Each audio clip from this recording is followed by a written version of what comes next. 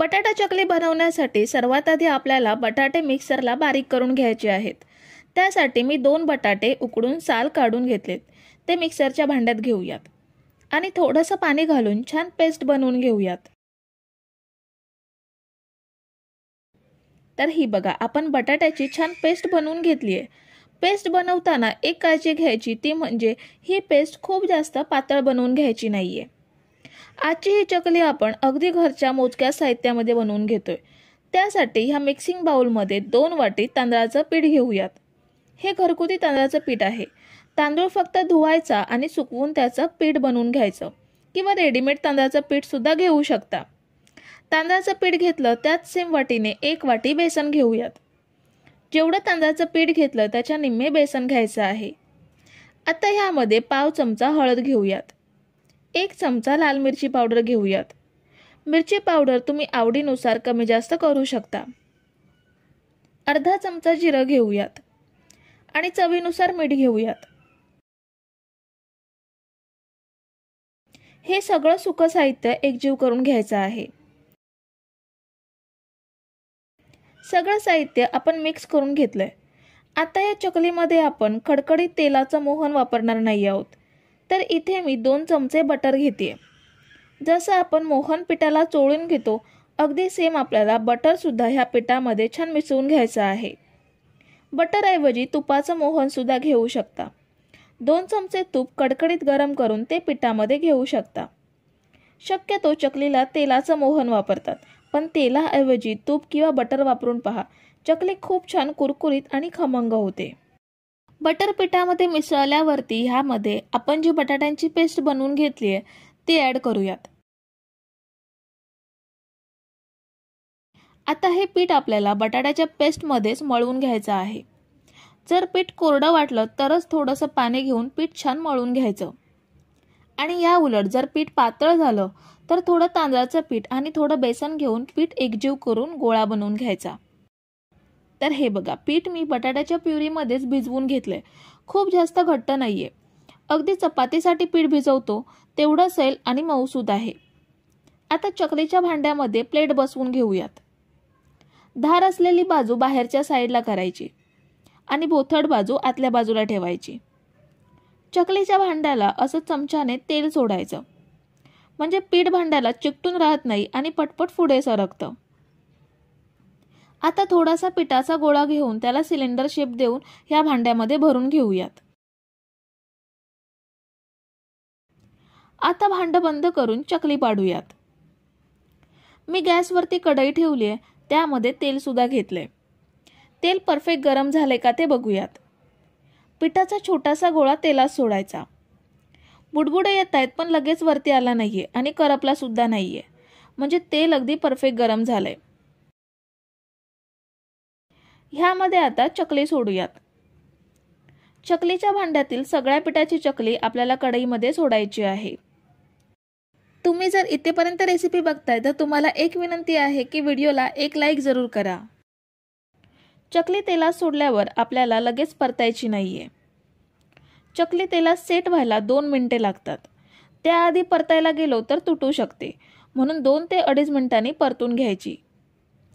आता आपल्याला ही चकली मीडियम गॅसवरती अधेमध्ये परतून छान लालसर रंगात फ्राय करून घ्यायची आहे।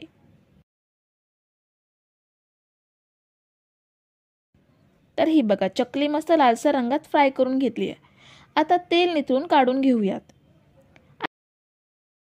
आणि बाकीच्या पिठाची चकली सुद्धा अशीच पाडून घेऊयात। ही बघा, आपण ही चकली थंड करून घेतली आहे। तोडल्यावरती बघू शकता की ती मस्त कुरकुरीत आणि खमंग आहे ती। ही चकली प्लास्टिकच्या पिशवीमध्ये हवाबंद राहील अशी ठेवायची, किंवा एखाद्या हवाबंद डब्यामध्ये भरून ठेवायची। महिनाभर चांगली टिकते।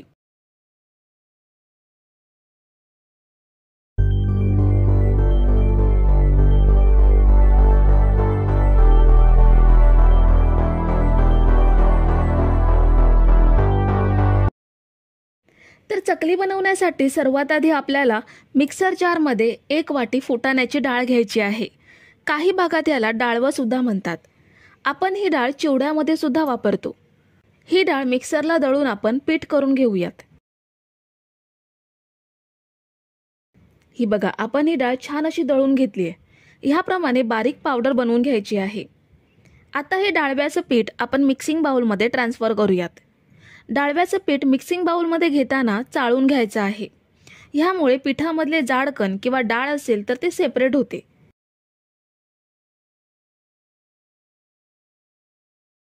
तर हे बघा, पीठ मी चाळून घेतलंय आणि ह्यामध्ये डाळीचे कण आणि डाळ सुद्धा आहे, म्हणून पीठ नेहमी चाळूनच घ्यायचं आहे. आता यामध्ये 3 वाटी तांदळाचं पीठ घ्यायचं आहे. इथे तुम्ही कुठच्याही तांदळाचं पीठ घेऊ शकता. अगदी रेशनच्या तांदळाचं पीठ सुद्धा वापरू शकता किंवा विकतचं रेडीमेड तांदळाचं पीठ घेतलं तरीही चालेल.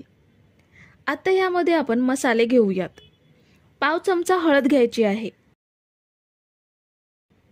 1 चमचा लाल मिरची पावडर घेऊयात. तुमच्याकडे जर काश्मीरी लाल मिरची पावडर असेल तर ती अवश्य वापरा, कारण त्याने चकलीला रंग खूप छान येतो. पाव चमचा हिंग घ्यायचा आहे. अर्धा चमचा धने पावडर घेऊयात. 1 चमचा ओवा घ्यायचा आहे.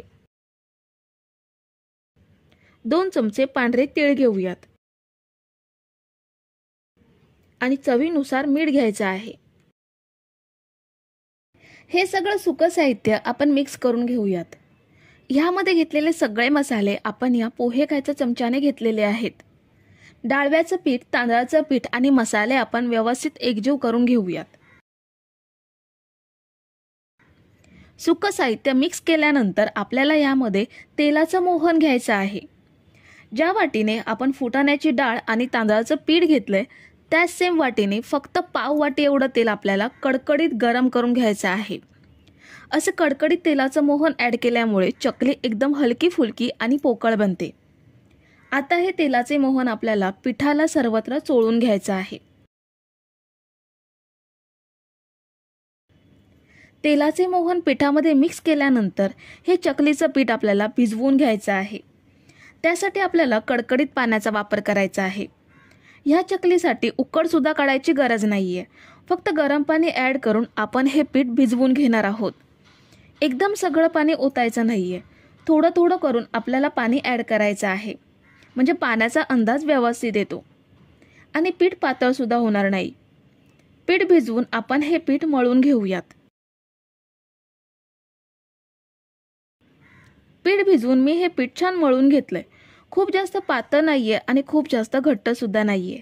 आता हे पीठ आपल्याला 15 मिनिटं असंच झाकून ठेवायचं आहे, म्हणजे पीठ छान सेट होईल आणि मसाले सुद्धा पिठामध्ये छान मुरले जातील. 15 मिनिटे आपण हे पीठ सेट करून घेतलंय. पहिल्यापेक्षा पीठ थोडं घट्ट होतं. पीठ थोडंसं हाताने मळून सैल करून घ्यायचं किंवा खूप जास्त कडक झालं असेल तर थोडासा पाण्याचा हात लावून मळून घ्यायचं. थोडं थोडं पीठ आपण साच्यामध्ये भरून घेऊयात. साच्यामध्ये भरण्यापूर्वी साच्याला तेल लावून घ्यायचं, म्हणजे पीठ पटपट पुढे सरकतं. साचा बंद करूयात आणि आता चकली पाडून घेऊयात. पहिला छोटासा गोल करून चकलीचे वेढे घालून चकली तयार करूयात. मी इथे 4 वेड्यांची चकली बनवून घेतली आहे. तुम्ही आवडीनुसार कमी जास्त आकारात चकली पाडून घेऊ शकता. ही चकली आपण अगदी सहज हाताळू शकतो. दुसरी चकली सुद्धा अशीच तयार करून घेऊयात. इथे एक टीप लक्षात ठेवा, जर चकली पाडताना चकली तुटत असेल तर पीठ पुन्हा मळून घ्यायचं आणि साच्यामध्ये भरून चकली पाडायची. ह्यामुळे चकली अजिबात तुटणार नाही. आता या चकली आपण तळून घेऊयात. तेल आपल्याला मीडियम गरम करून घ्यायचं आहे आणि त्यानंतर चकल्या तेलात सोडायच्या. चकली आपल्याला मध्यम आचेवरती म्हणजे मीडियम फ्लेमवरतीच तळून घ्यायची आहे. लो फ्लेमवरती चकली तेलात सोडली तर ती तेलात विरघळू शकते आणि हाय फ्लेमवरती चकल्या तळल्या तर त्या आतून कच्च्या राहण्याची शक्यता असते. म्हणून चकली शक्यतो मीडियम गॅसवरतीच फ्राय करून घ्यायची आहे. ह्यामुळे चकली तेलकट सुद्धा होणार नाही. तुम्ही जर इथेपर्यंत रेसिपी बघताय तर तुम्हाला एक विनंती आहे की व्हिडिओला एक लाईक जरूर करा. तर आपण ही चकली अरतून परतून छान लालसर रंगात फ्राय करून घेतली आहे. आता यात तेल निथळून काढून घेऊयात आणि बाकीच्या चकली सुद्धा अशाच फ्राय करून घेऊयात. तर आपण सगळ्या चकल्या फ्राय करून घेतल्यात. खूप छान काटेरी चकल्या तयार झाल्यात. खायला सुद्धा ह्या चकल्या अप्रतिम लागतात आणि महत्त्वाचं म्हणजे संपेपर्यंत कुरकुरीत राहतात. फक्त या एखाद्या हवाबंद डब्यामध्ये साठवून ठेवा. महिनाभर जशाच्या तशा राहतात. तर मंडळी, रेसिपी कशी वाटली हे कमेंट करून नक्की सांगा आणि व्हिडिओला न विसरता लाईक करा. रेसिपी तुमच्या मित्रमैत्रिणींसोबत शेअर करा आणि चॅनलला सबस्क्राईब केलं नसेल तर लगेच सबस्क्राईब करून घ्या. थँक्यू.